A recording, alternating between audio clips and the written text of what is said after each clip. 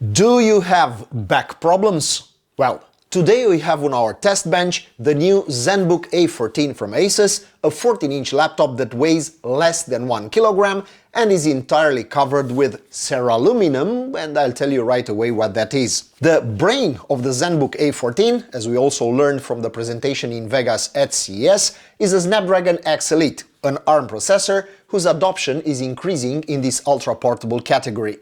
And in this context, there are still some applications that do not yet have support, so you should do your homework before making a purchase. And yes, the display is OLED, but more on that later. I have to say from the start that I really like the minimalist look of the A14.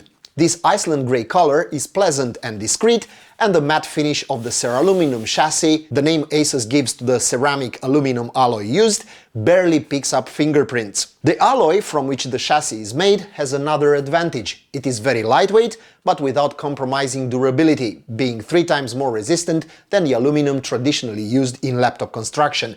Or at least that's what Asus claims. I haven't hit it with a hammer, so I can't validate this claim. Using the Zenbook A14 was a pleasure. I carried it everywhere, sometimes quite carelessly, next to its charger and other devices, and the chassis does not scratch easily. The central hinge folding system easily supports the lightweight screen and is sturdy enough to prevent more flexing than what's normal for this type of ultra-portable. Moreover, opening the Zenbook A14 is an extremely smooth experience. If you want, you can even open the laptop with your pinky without any issues. At only 980 grams, it is a perfect ultra-portable for those who are constantly on the move. I also really appreciate the included case, made from premium materials, with a magnetic closure, which can save your Zenbook from a hard fall or from a curious cat. In terms of wired connectivity, the Zenbook A14 has a lot of ports, but also Wi-Fi 7 and Bluetooth 5.4, practically the newest and most advanced wireless standards.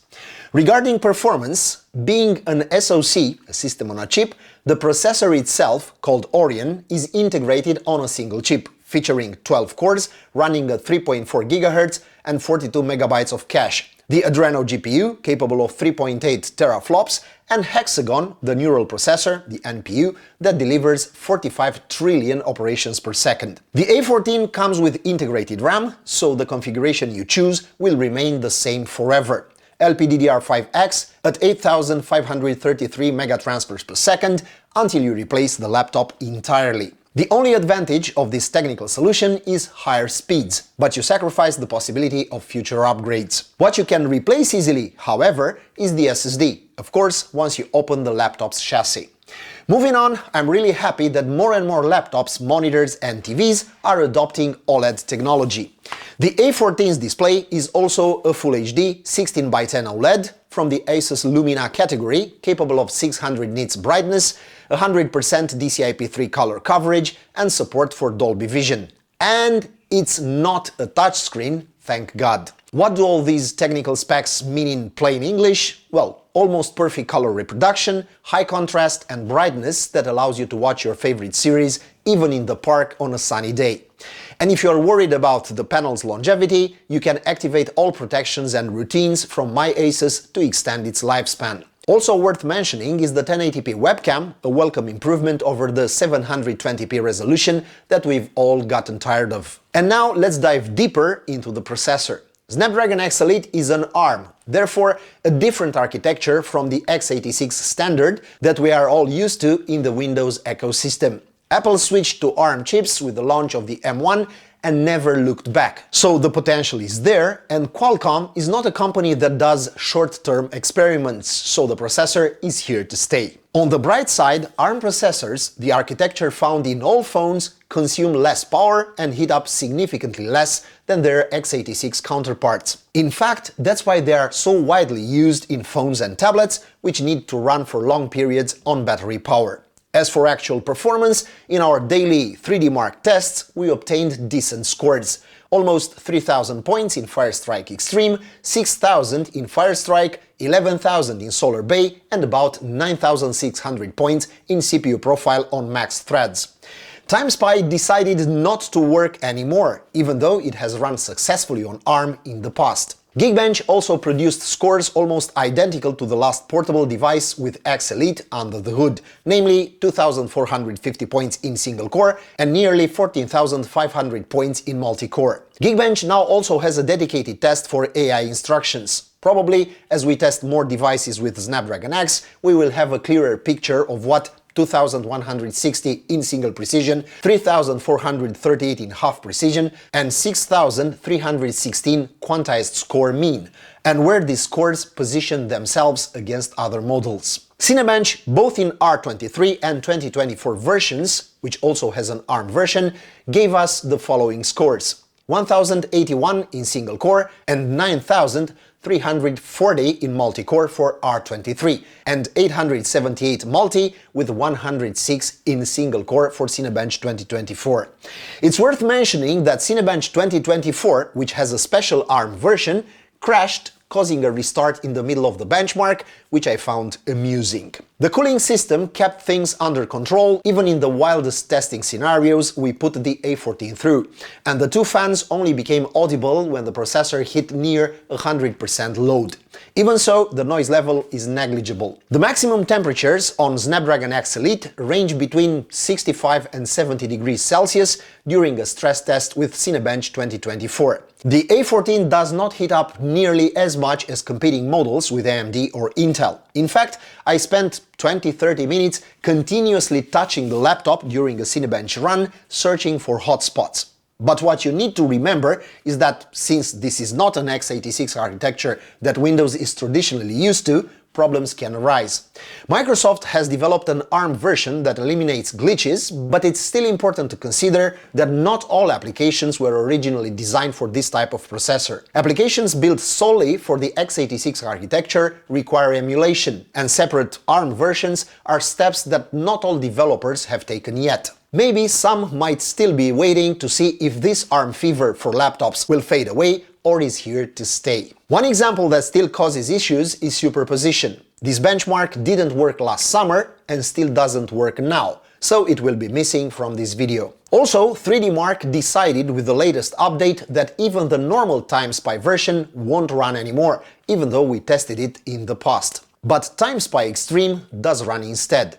The key takeaway is that you need to research before buying this device to see if the software you use daily has a separate ARM version, works through emulation on this processor, or doesn't work at all. In addition to programs that won't start or don't function properly, we also encountered random issues such as Windows not scrolling completely to the bottom, not accounting for the taskbar when going full screen, freezing randomly, taking unusually long to load, and other such situations inherent to a technology that just exploded onto the global scene last year. Since this processor also features an NPU, you already know we get the usual list of AI functionalities that we are all tired of hearing about over the past year. For the few fans of Copilot Plus, you get functions also present on most smartphones, such as automatic email writing, rewriting, summarization, but also live captions, generative fill and erase in Paint, image creator, restyle image, super resolution, and enhanced Windows search. Among these, the live captions function is worth mentioning,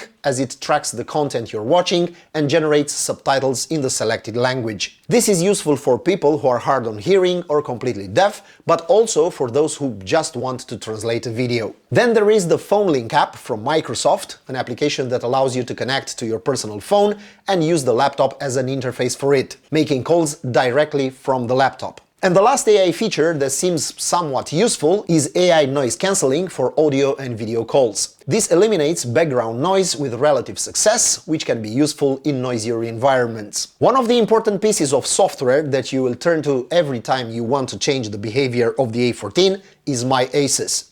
You can change the sound profile, control external monitors, activate smart gestures for the touchpad, etc. Through My Asus, you can also upgrade or diagnose your device. Also worth mentioning is StoryCube, a kind of digital assistant that will organize your multimedia files according to the desired criteria. It can create different compilations, identify people in multiple photos, and organize pictures and recordings into different categories.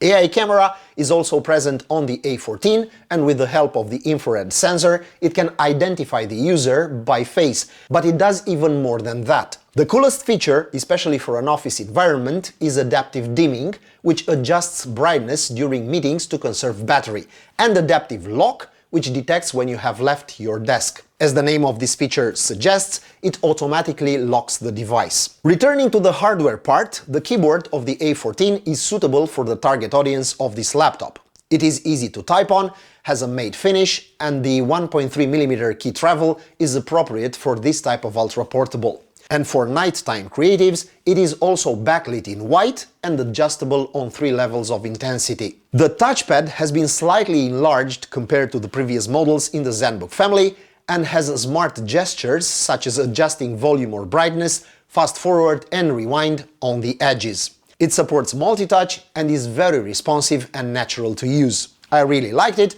although I'm not a fan of touchpads and would always prefer a mouse. The speakers in the thin chassis of the A14 are better than those of considerably bulkier laptops.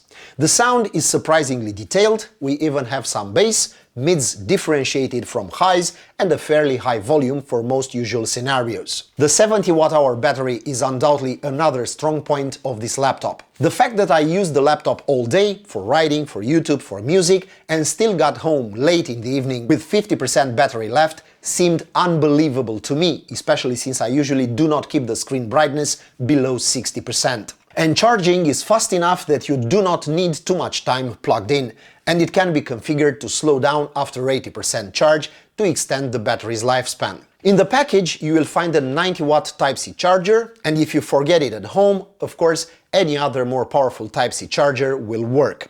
So, if you want it as an office laptop for writing and content consumption, but without gaming or demanding software expectations, the A14 is excellent. The chassis does not collect fingerprints and feels very pleasant and durable. The X Elite processor is fast in simple tasks, but the still early stage implementation of many applications on ARM architecture makes me a bit reserved. But things are undoubtedly progressing, and the A14 has undeniable advantages on its side. Fabulous autonomy, low weight, high durability, and sufficient power. And speaking of power, the A14 is available both with the simple Snapdragon X processor and with the X Elite variant we tested.